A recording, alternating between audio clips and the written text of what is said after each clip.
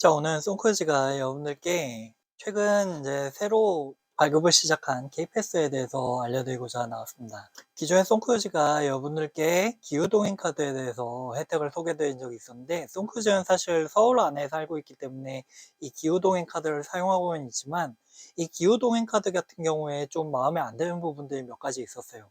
예를 들면 이제 국철 구간 같은 경우는 일부 제한적으로 사용이 불가능한 구간이 있기 때문에, 예를 들어 신도림역 같은 경우에 2호선과 1호선이 같이 만나는 구간인데, 1호선 역사에서는 이 기후동행 카드가 충전이 되지 않습니다. 2호선 역사에서만 무조건 충전을 해야 된다는 이런 불편한 점이 있었고요. 그리고 서울에서 출발해서 특정 구간에서 경기도를 거쳐가는 구간이 있다면 그 구간에서는 이용할 수 없다라는 이런 단점이 있습니다. 잠실에서 양재 시민의 숲역을 간다라고 했을 때, 사실 잠실에서 강남역에서 신분당선을 타면 양재 시민의 숲역까지 금방 갈 수가 있거든요. 그럼에도 불구하고 신분당선에서는 기후동행 카드를 이용할 수 없기 때문에 교대까지 가서 3호선을 타고 빙 돌아서 가야 된다라는 이런 단점이 있습니다. 물론 버스를 이용할 수는 있겠죠. 근데 버스 같은 경우에 지하철보다 좀 더 시간이 오래 걸리기 때문에 지하철을 이용하는 부분이 빠른데, 이런 단점이 있습니다. 그래서 이제 송크루즈 같은 경우에 이제 K패스가 나오기를 좀 기대하고 있었고, 사실 대한민국의 국민들은 법 앞에 만인이 평등하다라는 이런 헌법의 기본권을 가지고 있는데, 서울 안에 살고 있다고 해서 기후동행 카드의 혜택을 받을 수 있고, 그 외에는 이제 대중교통에 대한 이용 할인 혜택을 받을 수 없다라는 게 좀 어떻게 보면 좀 불공평하게 느껴졌어요. 그래서 K패스의 출시를 기다리고 있었는데, 여러분들께 지금부터 K패스에 대해서 설명드리도록 하겠습니다.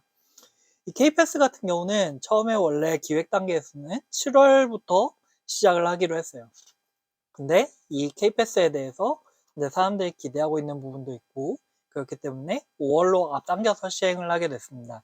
기존에 이제 알뜰교통카드라는 게 있었어요. 알뜰교통카드 같은 경우는 거의 지금 이제 송크즈가 예전에도 한번 잠깐 소개드린 적이 있지만 나온 지가 3년이 넘었습니다. 그럼에도 불구하고 알뜰교통카드에 대해서 모르시는 분들이 꽤 많더라고요.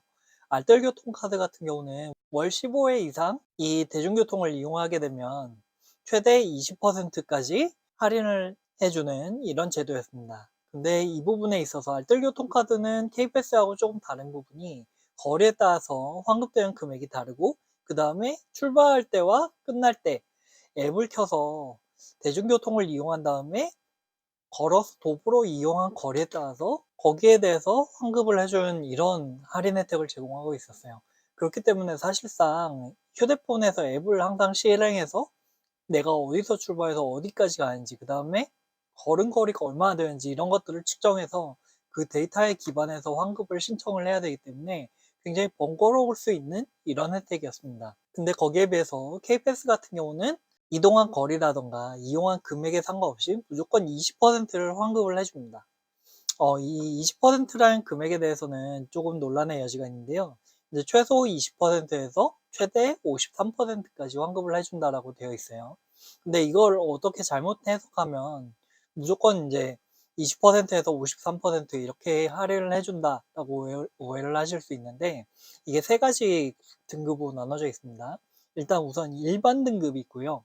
청년 등급이 있습니다. 그리고 저소득층 등급이 있어요. 이렇게 3단계로 나눠져서 혜택이 주어지는데, 일반인들 같은 경우는 20%까지만 환급을 해줍니다. 그리고 청년 같은 경우는 30%, 그리고 저소득층에 대해서 53% 환급을 해주는 이런 제도입니다. 그러면 이제 일반 회사원들 기준으로 청년이 아닌 경우에 한해서 20%를 할인을 해주는데, 20%면 어느 정도의 금액이냐? 이제 요즘 지하철 기본 요금이 1,400원이잖아요. 1,400원 같은 경우는 좀 이제 계산하기 번거로우니까 1,500원으로 해서 딱딱하게 계산을 해볼게요. 20%면 1,500원에서 300원을 할인해 주는 거죠. 그러면 이제 광역버스를 이용하시는 경기도에 사시는 분들 기준으로 봤을 때, 예를 들어서 기본 요금에 광역버스 요금이 더 부과돼서 3,000원 정도가 나온다라고 본다면 600원 정도를 할인받을 수 있는 겁니다. 근데 이제 무조건 다 할인을 해주는 건 아니겠죠. 이 KBS 같은 경우에 처음에 기획 단계에서는 월 21회 이상을 이용을 해야만 그때 이제 20%를 할인해주는 이런 조건으로 기획이 됐었는데, 이제 기존의 알뜰교통카드가 15회만 이용하면 환급을 해주는 이런 부분들이 있다 보니까 국민들의 의견들을 좀 수렴을 해서 15회 이상 이용하면 20% 환급을 받을 수 있습니다. 최대 60회까지만 환급 혜택을 제공하기 때문에 60회를 초과하는 부분에 대해서는 환급을 받으실 수 없다라는 부분, 이 부분 감안을 해주셔야 될 것 같고요. 연 최대 금액으로 계산하면 21만 6천 원 정도 환급을 받으실 수 있다고 합니다. 이거는 일반 기준이고요. 청년 같은 경우는 아까 청년 등급은 30% 할인을 받을 수 있다고 했는데, 청년 등급은 그럼 나이 제한이 어떻게 되느냐? 만 나이 기준으로 19세에서 34세까지를 청년으로 규정하고 있습니다. 그래서 이 나이에 해당하시는 직장인분들은 모두 다 30%까지 환급을 받으실 수 있다. 이렇게 생각을 해주시면 될 것 같아요. 아까 이제 말씀드린 것처럼 원래 이제 7월부터 시행을 하기로 했었는데 지금 이제 변경돼서 5월 1일부터 시작이 된다라고 되어 있거든요. 자, 오늘 송크지가 이 촬영을 하고 있는 날이 4월 24일입니다. 4월 24일부터 이 K패스의 발급 신청이 가능하다라고 되어 있는데 지금 현재 K패스에 대한 공식 홈페이지인 korea-pass.kr K패스에 대한 홈페이지는 지금 24일 기준으로 아직 홈페이지에 이용이 불가능한 상태입니다. 그러면 신청은 어디서 해야 되느냐? 이 K패스를 지원하는 신용카드사 홈페이지를 통해서 신청을 하실 수가 있는데요.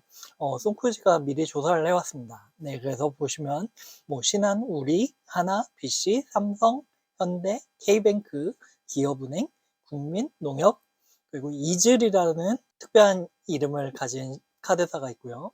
그리고 카카오페이, 그리고 디지비, 유페이 이렇게 굉장히 많은 카드사를 통해서 K패스를 발급을 신청을 받으실 수 있습니다. 기존에 그러면은 이런 카드사들에서 알뜰교통카드를 쓰시는 분들은 어떻게 해야 되냐? 네, 알뜰교통카드를 그대로 사용하실 수도 있지만 K패스를 사용하시기 위해서는 꼭 카드사에 접속을 하셔서 이 K패스로 전환 신청을 하셔야 된다고 합니다. 굉장히 불편하죠. 잘 모르시는 분들은 알뜰교통카드를 그냥 그대로 쓰는 것 때문에 환급 혜택을 적게 받으실 수도 있어서 이런 부분들은 굉장히 중요한 부분일 것 같아요.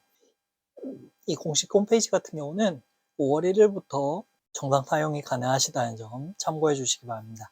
네, 송크지가 이렇게 해서 여러분들께 4월 24일부터 발급이 가능하고 5월 1일부터 사용이 가능한 K패스에 대해서 여러분들께 소개를 드렸는데요. 네, 어떠셨나요? 여러분들께 도움이 되시는 정보였다면 여러분들 구독과 좋아요 한 번씩 눌러주시면 좋을 것 같고요. 언제나 그렇듯이 구두대 유튜버에게 여러분의 구독과 좋아요가 다음 컨텐츠를 이어갈 수 있는 큰 힘이 됩니다. 그럼 송크지는 다음 주에도 일상 속에서 돈과 노력을 절약할 수 있는 또 다른 에피소드로 돌아오도록 하겠습니다. 모두 그러면 안녕히 계세요.